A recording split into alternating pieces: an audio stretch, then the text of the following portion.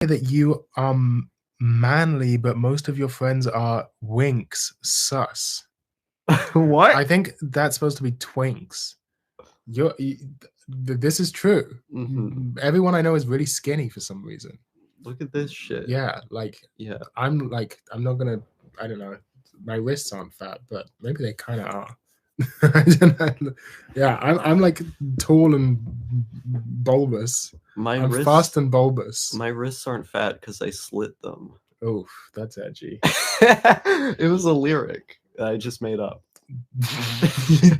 Then it's not a lyric. It'll be one in the future once I learn how to play a chord. Inshallah.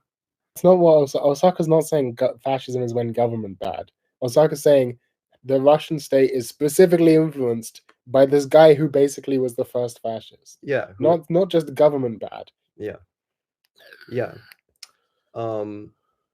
Okay, so yeah, like, and so you look at like the Russian Orthodox Church, and they explicitly advocate this guy as well, who's one of the most essential organs in perpetuating the Russian state. Like, it's so explicit the way that he's talked about and his ideas are implemented that I feel like it's impossible. You have to literally be like denying something right in front of you, which, I mean, as a fascist, I'd assume you're pretty good at. In order to disagree with me on this. I don't know anything about Ivan Ilyin or the Russian state or really anything. I don't know what I do know, but from what you've described about Ivan Ilyin, he sounds more like a Christian nationalist or like a Christian traditionalist. People nowadays call him a Christian fascist, right? And his movement, Christian fascism. Stream more Osaka? No. I remember N0thanky0u saying would never GF. Such growth. It's so true. Yeah, we need to go back. Don't worry, I'll red pill him again. I'm the anti-woman person here now. What do you mean now? This is the creator of You Don't Need Sex, the greatest YouTube video of our times. What do you think of Steins Gate and Steins Gate Zero? You didn't like Zero? I also didn't like Zero, but I do like Steins Gate. That's Chino. That's not Chino. That's Chino. That's Christina and Tuturu. Those are their real names. That's Rio Fukui. That's not even a person. That's a real person. No, you mispronounced the name. You're a conservative, and you're like take this and like generalize it. Like, if you're a conservative and you're like, oh, I'm not going to college, or I'm not sending my kids to college because it's just all full of liberals, like, that's the wrong thing to do. If college is all full of liberals, then it needs more conservatives to go there to offer another voice. Yeah, like, that's the sort of thing that you can generalize out to actual, like, an ought statement of 100%. I think if like the British government came out and like started saying like, oh yeah, we oppose the war in Ukraine, and like, oh yeah, but then they're obviously not going to do that. But I mean, Jeremy Corbyn, like he said some pretty based stuff about Ukraine, and like part of the reason why he arguably didn't become the prime minister in like what was it, the 2017 election with Theresa May? Yeah, they came real close, and then the WhatsApp messages got leaked that like these labor functionaries within the party like diverted resources and money to like heavily pro-labor areas, so they lost certain swing elections that would have gave them the parliament like by the thinness of a hair, but they would have gotten into the they would have got the prime minister. And I feel like the reason those like party bosses diverted resources in that manner was because of like systemic corruption that exists in just about every Western nation, where the economic forces, which are ultimately like loyal to Washington and their lackeys in foreign policy in the areas. Oh, in terms of foreign policy, then yeah, we are America's pet, just like everyone else. I mean, there are people who are bucking that trend who we really don't like, yeah, I mean, the people who like. What I mean is, when I say everyone else, I mean everyone as in Western Europe. Yeah, like the people who America isn't actively trying to destabilize. You can't, like, honestly, being America's pet is the smartest thing we can be doing. I mean, I don't know. Like Germany with Olaf Scholz, like he was being kind of based on Ukraine at first, not, co-signing, like sending all these weapons and stuff to Ukraine. Like that was kind of based. Like, but then, America came in and started yanking their chain a little bit and was like, come over But here. that's the thing. It's not like you have another choice. Yeah, like, they don't have another choice. That's what I'm saying. We don't have another choice either. It's better to not complain. Well, I don't know if Corbyn came in and started allying with the global just South. close your eyes and let it happen. Like, I mean, who knows what, like, all that British financial power, like backing the global South and China and Russia, that I feel like that would have been good. I don't know, because what would have happened is that they would have done just the same economic sanctions to the UK as they did to Russia. Yeah, I mean, and then their financial power would be gone in an instant. Yeah, that's true. Yeah, I guess there's America's just. It's because the dollar's the world's reserve currency. Like, okay, imagine this: Bernie Sanders gets elected, and then Jeremy Corbyn and Jean-Luc Mélenchon in France, and they appoint the leaders of the IMF. It would have fixed everything. Interesting. It would have fixed everything. That's like I dreamed about. I like had so many wet dreams about this back when those guys. There was a chance for them to get elected. We got a redacted message. What do you think of EU centralization? Good or bad? I think it's bad. Osaka thinks it's good. I think, yeah, I'm pro European Federation. Yeah, I'm kind of. I like free movement and free trade, but I don't like. I think the regulations that the EU imposes are generally good. Yeah, like on workers' rights and stuff. Yeah, and I mean even just simple stuff like regulating food production and all of this sort of thing to make sure everything's safe. Like I think that's generally good. Yeah. But I think that there are too much power in unelected officials in Brussels and stuff, and it's seems to only be getting less democratic as time goes by, which kind of like there's a kind of a play, like there's weird dynamics at play where on the one hand the EU is supposed to be sort of a check and balance on the powers of the individual European states, but then at the same time there's nothing to check them, and so they can sort of. Would you say that's accurate? Yeah, I think they like do that. need... You have to agree there's a lot of power in like unelected EU officials. I agree. Yeah. I mean the fact that it's like a massive bureaucracy is bad, but I think. Unironically, I think making it a bigger bureaucracy might help. This is your tanky brain still clinging on by a thread.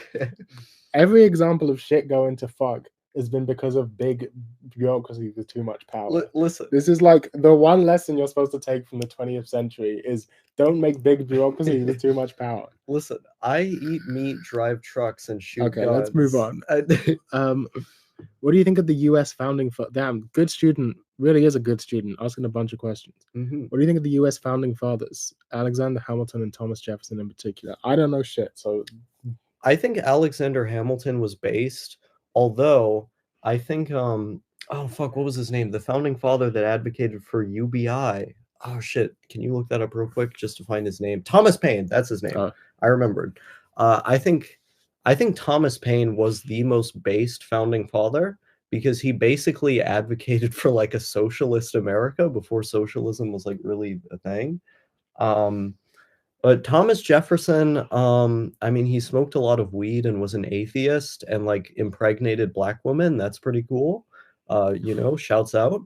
But like he was, I don't know, he did a lot of fucked up stuff. A lot of the founding fathers did like some pretty heinous and also overtly anti-democratic stuff. Like the founding of America was rooted in like a lot of political suppression, for example.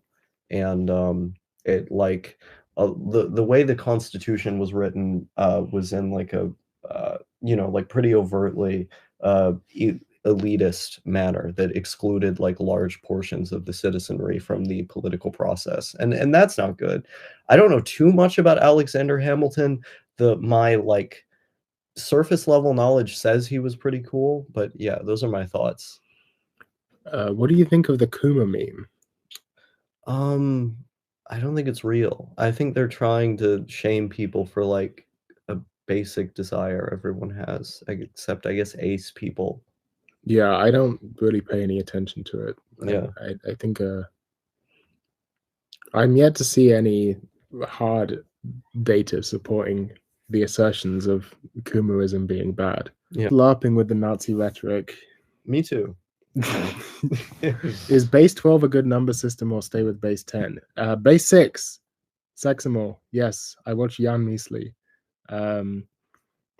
What do you think of the IMF giving loans to countries in financial trouble, i.e. Argentina, Sri Lanka, in exchange for austerity measures? Would it be better if these countries were allowed to fail?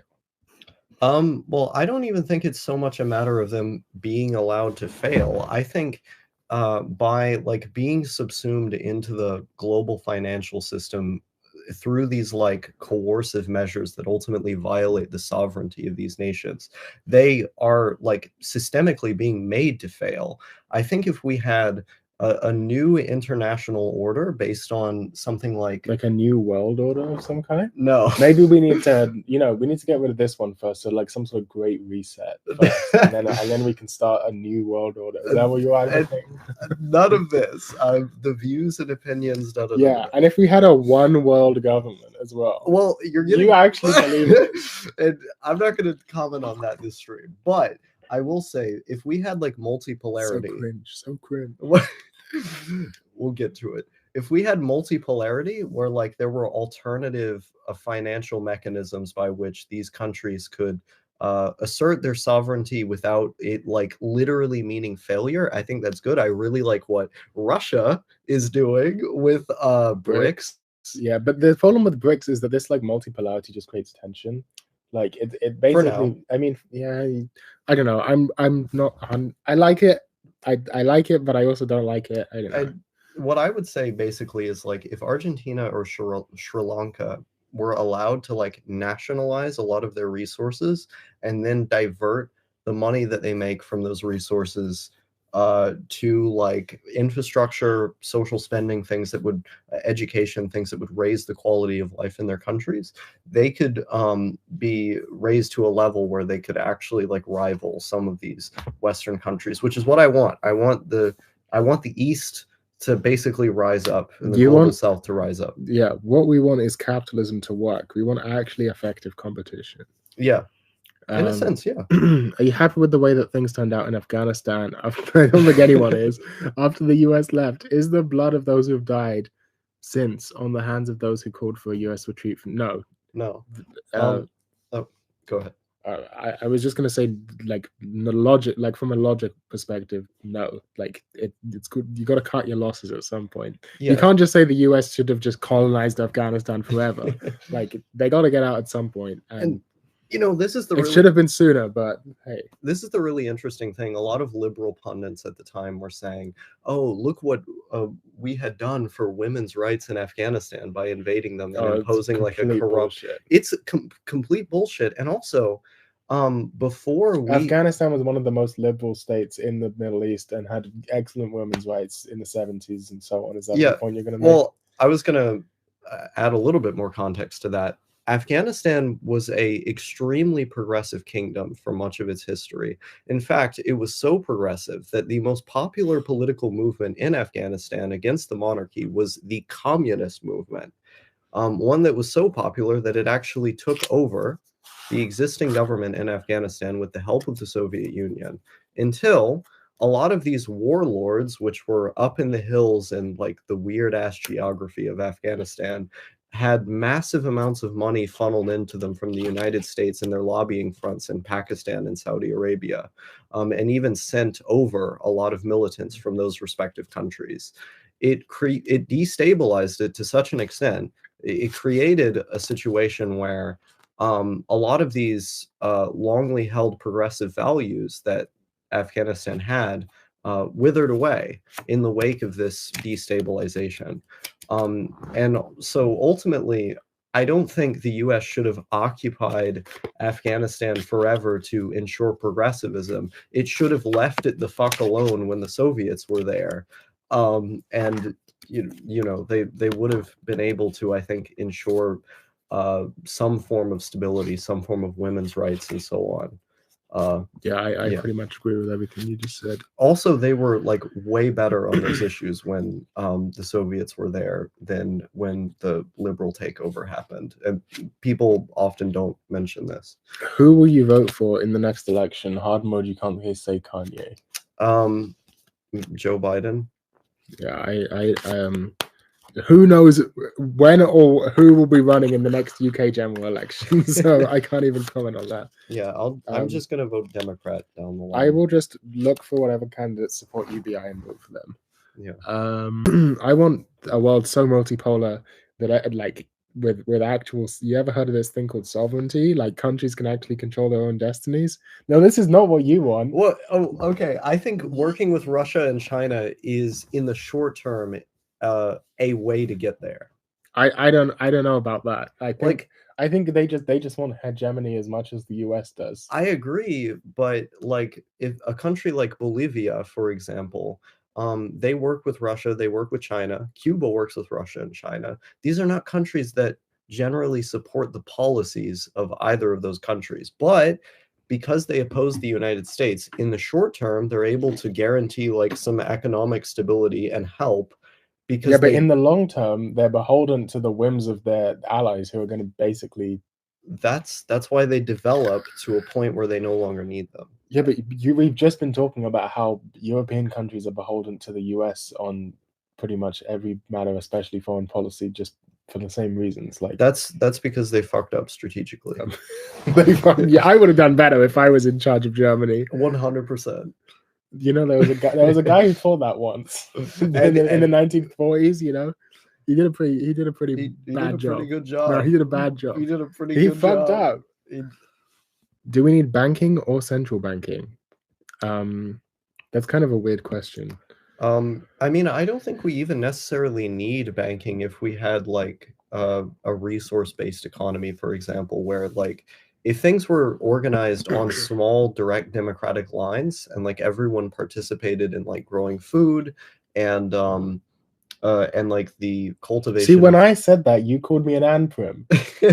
When I said people should grow their own food sometimes, you were like, you fucking. No, that's how you get out of the banking system. Right. Yeah, but also, because we live in a world where states exist, I think if we're talking about like a banking system, if we're going to have one instead of my like direct democratic small community solution, it should be one where the state owns all the banks. I think 100%, like you look at Cuba, look at Iran, these have nationalized banking. And during the financial crisis, it was like greatly beneficial to them for growth and stuff. Even like a country like Russia, where they don't have fully nationalized banking, but like the state has a heavy hand in it, China as well. They were able to overcome a lot of the burdens that were faced in 2008 by Western nations. I support Islamic banking systems. That's Iran. Yeah, Iran has it. Yeah, a lot of those countries have similar things, but Iran has a more like nationalized version of it. I think it just is nationalized. Yeah, I see. Yeah, yeah. I support 100% reserve banking. Romanian Canadian Twitch streamer. Huh. No, I don't think I look anything like that. Maybe my hair. I don't know. Blame Canada. Always blame Canada. Was the Soviet Union a force for good? Yes. No. Why do you disagree? I don't know. So I don't think they. No, I don't think they were a force for good. I mean, they did a. I don't think they were a force for good as much as I also don't think America was a force for good at the same time or to this day. Like I just think the like any sort of global geopolitical superpowers, that sort of imbalance in like the power of nations and the influence of nations, and I mean it's just never good. And also I'm not even mentioning all the fucked up shit the Soviets did, which is a lot. It's a long list. I don't agree with the fucked up shit the Soviets did domestically or in the countries that they had political influence over. Like that's I was about to say objectively bad. That's bad, right? But it's undeniable that after 1991, all of these radical social democratic parties, like the French Socialist Party and the Social Democrats in Sweden and so forth, the labor unions, all of these left-wing groups that weren't communists, but they were left-wing groups, they immediately like dissipated and deteriorated into almost nothing. And what was left in their wake was like New Labor and like Bill Yeah, but Clinton's that's like Democratic Party. Like the thing is, we're already recovering from that, right? Like in America, there's a sort of new union movement that's sort of happening. Like unions are gaining strength in America. They're gaining strength. I mean, here, not to mention like the strikes that have been going on with the RT, with Royal Mail, and all of these strikes. Like unions are regaining some of their power, and I think they're only going to get stronger. Yeah, but we wouldn't have seen like global neoliberalism like to the extent that we have if the Soviet Union stayed around and kept supporting those groups. At what cost? Like, I mean, I feel like if I lived in that kind of society and I wasn't allowed to say the N-word or whatever, like, but I also had the freedom to not be homeless. Like, I feel like that's like not that bad of a trade-off. Like, obviously, I should be allowed to say the N-word. You wouldn't be able to be a NEET. I mean, they had disabled people there. That's true, but would they have recognized your disability? I don't know. I think if they actually genuinely if they persisted into like the 2000s, I think they would have eventually. The Soviet psychiatry system was kind of crippled by state policy, but that could have changed. I mean, the thing perestroika, like perestroika and glasnost were good things in principle. It's just that they weren't applied well. Like, interesting. I think Soviet reform was possible. There were alternatives that existed. It's just that the Soviet system wasn't quick enough to change, and they didn't change in the right ways to create more accountability. Yeah, I mean, I'm thinking like, I don't know. I'm never gonna compete with you on Soviet knowledge, though. Yeah. Two black people discussing politics is so based. Is that us? I don't know what's going on. I don't know what's going on. Wouldn't a multipolar world lead to a World War I like scenario? What was the cause of the First World War? Does nationalism lead to imperialism? Is imperialism inevitable? No, I definitely don't think that just like, well, okay, maybe your type of multipolar world with like the West versus the East and the global South kind of deal would lead to a World War I like scenario. I think that's quite possible. But my version, I don't think so at all, because of they wouldn't be economically competing in the same way. It would be too unprofitable to go to war because everyone would be so economically interlinked. You're really into this idea, I think, right? Yeah. Like, which you can argue that with like Russia, that's kind of been proven not to work. But it's, I don't know. What are you smiling about? What's going on? I don't know about Russia and proven not to work. I don't know how much I'll comment on it though right now. I see. Well, I don't know. I think I mean, it's definitely a risk. I agree. I think it's possible. We love Russia here. What was the cause of the First World War, Osaka? I think it was two main things. It was a bunch of treaties that, like, after the powder keg, like, this is the standard narrative, right? Like, the powder keg and like the fucking shooting, the Serbian getting Franz Ferdinand getting shot. Like, a bunch of treaties basically got set off to where like everyone was forced against each other. Also, capitalism, it like, is imperialism inevitable is part of your question. Well, I think it certainly is under capitalism. Lenin moment. Because capitalism always has the desire to expand, and so there was like growth, like they could only grow so much in the time of peace that they were in, and so they needed to they needed to do economic and military imperialism expansion in order to grow their economies. Yeah, so I think that was the cause. It was mainly economic factors.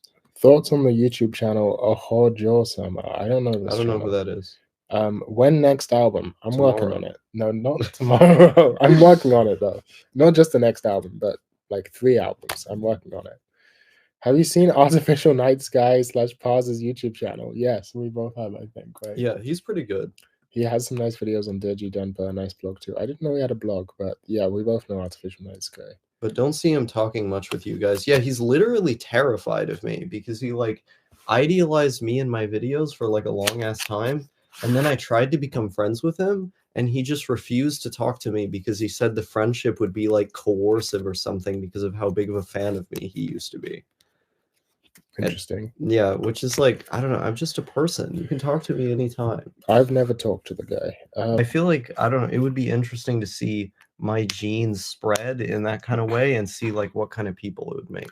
Interesting. Yeah. I don't think that's a good reason to have kids. I don't know. I mean, if I'd go to like a country with people who are economically destitute and I offer like a better life for a woman there, and then I have Okay, let's move on. Do you like NATO? No. You love NATO. I do not you like love NATO. Where did you get this idea? What vape? Lemon. It's lemon. I don't like any of the sweet flavors, so it's like a non-sweet, just sour lemon. NATO is an imperialist organization. That's why you love them. That destabilized. If the Russia Balkans. was a member of NATO, you would love it. No, I don't like Russia. If there was a Russian-Chinese version of NATO, which maybe there is, I don't know. There probably isn't. But if there was, you would love it. No. Yes, you would. You 100% would. No. You're like, oh, China's not doing neocolonialism in Africa. They're just offering economic support. They're doing neocolonialism in Africa. What do you mean? Should Israel be a Jewish state? No. It shouldn't be a state. It should abolish Israel. Yeah. Abolish all states. Well, yeah, but particularly that. Open borders for Israel. I unironically support this. Free Palestine. What do you think of the gig economy? Should it be cracked down on? Yes. No. Wait, really? No, I'm joking. I just said that to be Yeah, obviously it's bad. Yeah. 0 hours contracts too. I don't know if you guys have those in the US, but they're a big problem here. Yeah. What boards do you browse? These days, pretty much that's about it. I don't go on any of them. I think would Hong Kong be better? I think Hong Kong should just be an independent country. I think it should be an independent country as well, but if we're talking about this in terms of like a British versus Chinese dichotomy, I think the majority of Hong Kong's problems come from antiquated British-era laws that stifle growth and social mobility that would be upended if China had more control over the country. You're still a tanky. No. This has been an enlightening stream. You were like the Soviet Union was a massive force for good.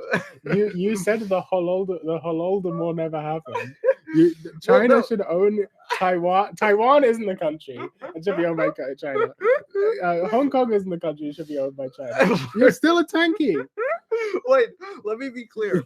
Holodomor happened. It was just the majority of it was caused by monsoons and adverse weather conditions and conditions created by the United States in the wake of them. Look, the Zyklon B was just for delousing. Okay, it was just for delousing.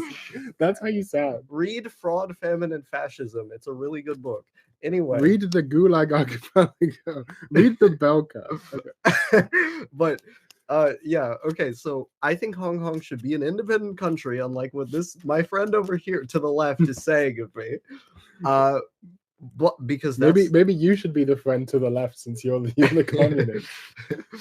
Yeah, I guess I am a communist. Fuck it, I have to be honest with myself. But like, yeah, but would British hegemony be better than U.S. hegemony? No. It's a really hard thing. I feel like it would be a little bit better, but not that much. I think they're basically the same thing. Like, yeah, I don't think it really makes that much of a difference. Yeah, I mean, I feel like our countries are generally pretty similar. It's just we spell things differently and talk like slightly different. I think that's not true. I think there's more. American optimism is like annoying. But the only thing I can think of that like British hegemony would be better at is there would be, I mean, just at home, we'd probably be richer here, probably have a better economy, but also without American hegemony, there'd be less pressure to sell the NHS off to American companies, which would be POG for us. And there might be pressure on other states to start an NHS, which would also be POG. Yeah. I think America should have a parliamentary system. I think America should have PMQs. Yes. President's question time. President's question time. I agree 100%.